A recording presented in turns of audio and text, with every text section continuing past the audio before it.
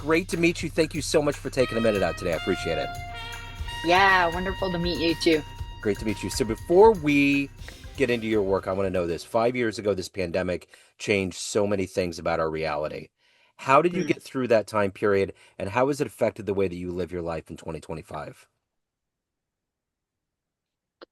Oh my gosh, that's such a loaded question. I know so many people had such dramatic circumstances, and I did too, but it wasn't directly because of COVID specifically. It was a culmination of my own life events that sort of merged together. And I ended up being bedridden and dying in February of 21. Wow. And yeah, after years and years of chronic illness and lots of things going on in my life, and finally my body said no more. And so I found myself in dire straits. I had mast cell activation syndrome and histamine intolerance, and I was really struggling. As I said, I was bedridden for 40 days. And what ended up coming of that is that changed my entire life and how I was going to move forward. And so what that looks like is basically I was a really successful mortgage banker. I was in the top 1% in the country for the preceding 15 years. And I had lived in this hustle culture and just go, go, go, achieve, achieve, achieve. And that stopped me dead in my tracks, literally. And I decided that I didn't want to live that way anymore. And I learned how to heal my body using my mind and meditation. And I completely changed the way that I live my life. And so my life looks nothing like it did during COVID. So, let's get into the work that you do right now. I'm going to put you in front of a bunch of kids in a school. Let's say they're 12 years old and it's a career day, and one of the kids is like, "Hey, what do you do for a living?" How do you answer them? Sure. I'm a mind body somatic coach. And what that means specifically is I wish I had this information when I was 12 years old. I wish I understood how potent my thoughts are and how my thoughts actually create my reality. So basically, what that means is whatever I think is what is created. It dictates how my body responds to every single thought that I have. Either I'm going to be healthy and well, or I'm going to be sick and full of disease. I'm either going to live in joy and laughter and love, or I'm going to live in despair and anxiety and torment. And I teach people how to connect to their mind and their body at the same time, and also the body to the mind, because the body is this dynamic being that we think is just actually sort of like this fixed way of being. It's not, it's dynamic, it changes constantly. And so learning how to understand the terrain of the body and the conversation between the body and the mind is what I do. What did you want to be when you were 12 years old? What was your job that you wanted to get? When I was 12, I probably wanted to be a veterinarian. Okay.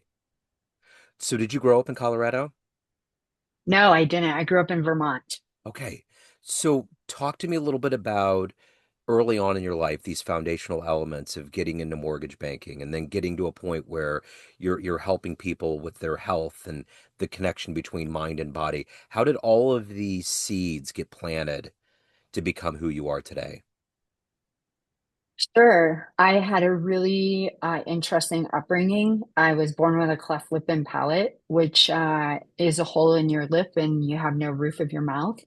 And so that required about 25 surgeries, starting at 3 months old and ending when I was 18 years old. We had no running water and no electricity. My dad was an alcoholic. I knew that I was definitely not heteronormative. I definitely was attracted to girls when I was very young, and I knew that. So I knew I was different. And then the icing on the cake for me, though, really was when I got in a car accident when I was 17 years old, and I hit another car, even though I wasn't legally responsible. I hit their car when they pulled out in front of me, and three people lost their life that day. And I held myself accountable and responsible, even though I legally wasn't. And that on top of all the trauma I had before that day that I had never dealt with, that pushed me over the edge. And for 10 years, I already was experimenting with drugs and alcohol. And but after that, excuse me, after the car accident, I didn't know any other way to deal with it because I wanted to die every day because I didn't feel like I deserved to be alive. And the only way I knew how to get through was drugs and alcohol. And so I went into a 10-year uh, just complete downward spiral of addiction to the lowest lows, and finally got myself clean and sober. But then I had all this stuff going on in my body, and it was from all the untreated and unresolved trauma. And so mortgage banking was great because it made me feel like I had worth and value because I was constantly achieving, in which I never felt like I had worth and value because of who I was and the way I looked. And so mortgage lending was this perfect filler in the gap of who I wanted to be and who I didn't know how to become. But then after pushing myself so hard and getting to the point that I was dying, I was like, this isn't working. This is clearly not working. And and that's basically how I've transitioned from mortgage lending into helping people heal their body and heal trauma. So, who was that inspiration for you to allow you to embrace who you are, get over addiction, and evolve into this place in your life to get past or to deal with the trauma and get to this place that you're at today?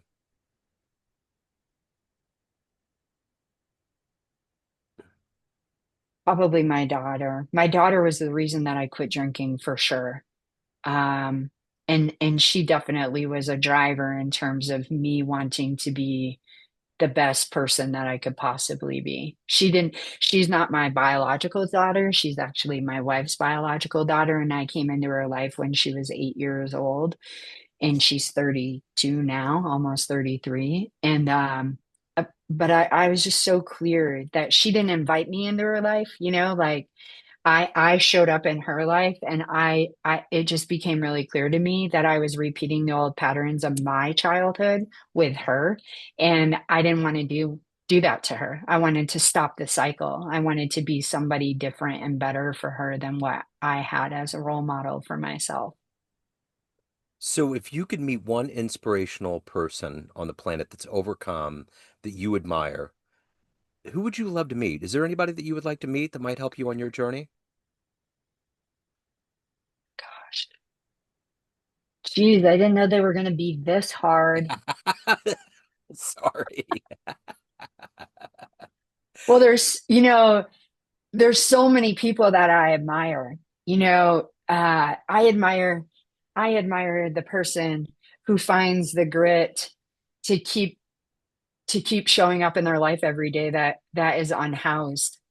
I find admiration for people who are the unsung heroes who show up at school every day and teach children and put their life on the line because it could be their school today that gets shot up. Um, right. And then there's tons and tons of people who are famous that I admire. But it's really so hard for me. I think everybody has a story.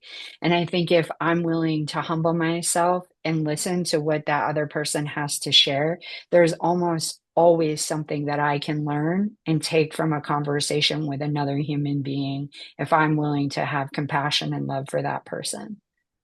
So, what is the energy for you every day? What gets you out of bed to do this work, to help change lives, to nurture your soul, your family's soul? What is it about you that does this at a high level every day?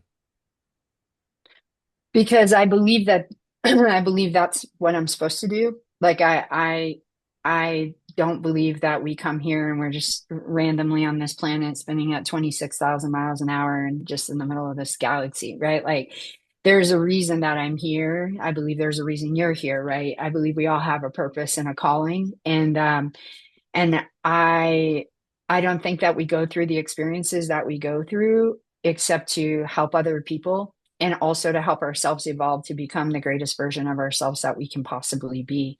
And it's so on my heart, it's in my soul, it lights me up, it's in every cell of my being that life doesn't, there is no circumstance that we cannot overcome. Like there, it doesn't matter whatever the circumstance is. It doesn't mean it's going to feel good. It doesn't mean it's going to look pretty. It doesn't mean any of those things. What I'm saying is that I know I believe that I killed three people and I lived my life like that for 10 years and I almost killed myself because of it. And I thought I would never overcome that. And I have overcome that. I know the truth of the situation. And so the suffering that I put myself through is not necessary. It's, it's not necessary. And there's a different way that we can live and in a way that we can evolve. So if you were to have a dream tonight and run into a younger version of you, say, 15, 16 years old, and you can give that version of you a piece of advice based on this life you have now, everything you've overcome, all of the things that have completely 360'd, and you could give advice, what would you tell that young version of you? Um, for sure, it would be the resounding message would be that this is temporary and that to never give up. Those are the two things, right? Like it always feels like when we're going through things that are just going to annihilate us or are annihilating us, that it's always going to be like this. We have this idea that it's always going to be this way. It's never going to change. It's never going to get better. And that's not true. That's absolutely not true. Things change all the time. And if I'm open to change, then it's more likely that it's going to happen sooner rather than later, rather than staying stuck in the idea that it's never going to change. And then the second thing is to never give up because we don't know what could come of it, right? Like we have no idea what the end result is. And so this idea of staying open and curious to whatever could possibly unfold, I promise that life will send you something that even you can't imagine, right? Yeah, yeah, absolutely.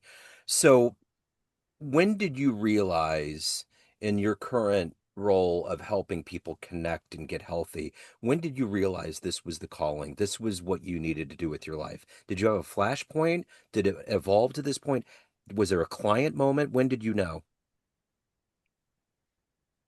Well, my friend Paige, who's been one of my closest friends for I don't even know, 15 years or something, said to me, you need to start telling your story publicly. Like you have to start telling your story publicly because your story is extraordinary. Most people would not overcome 1/10 of what you have. They would have given up a long time ago and just said, whatever. And so you need to start telling your story. So I looked around and I found a couple of different opportunities to tell my story publicly. And when I did, um, the response that I got was overwhelming. Like it really was overwhelming for me. It was so humbling.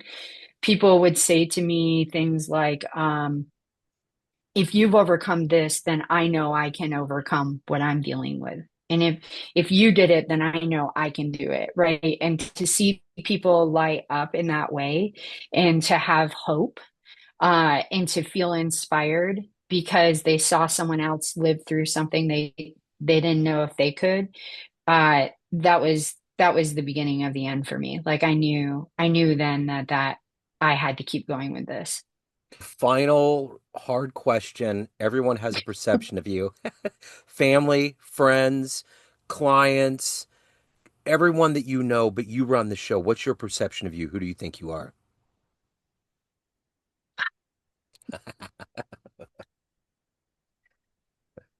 Uh,